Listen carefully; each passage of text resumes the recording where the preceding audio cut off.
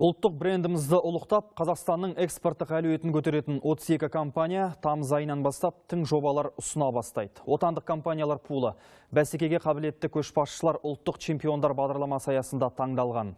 Орта бизнес мекемелерін халықаралық McKinsey консалтингтік компаниясы соңғы 2 ай ішінде іріктеп алды.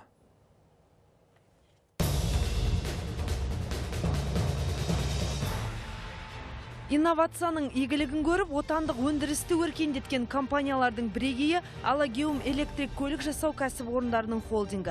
Мекеме трансформаторлық құрал жабдықтар шығарудың да үздігі. Іріктелген 32 компанияның бірі ретінде алдағы тың жобаларын да таңдап қойған. Қазақстанда шығарылмайтын, болмаса осы күнге дейін шығарылмаған заттар бар, электр қондырғылар.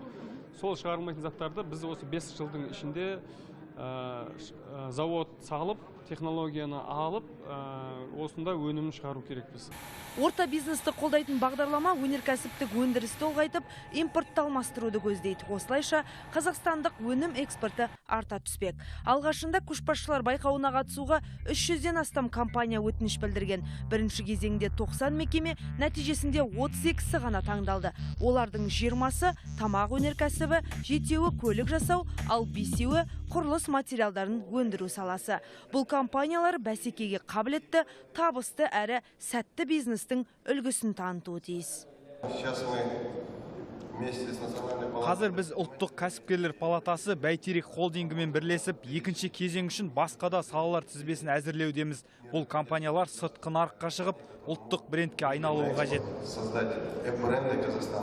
Бағдарламада бақ сынаған 32 компанияның шығаратын жалпы өнімі 340 миллиард долларды құрайды, ал экспортқа шығаратын айналымы 45 миллиард теңгеге жуық. Өндірістің өркендеуі нәтижесінде 23 мыңнан астам адам жұмыспен қамтылған.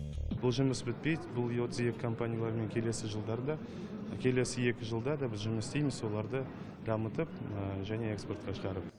2 айдан соң бұл компаниялардың ең үздік жобалары іріктеледі. 100-ден жүйрік шыққандарға мемлекет тарапынан барлық жеңілдіктер қарастырылмақ.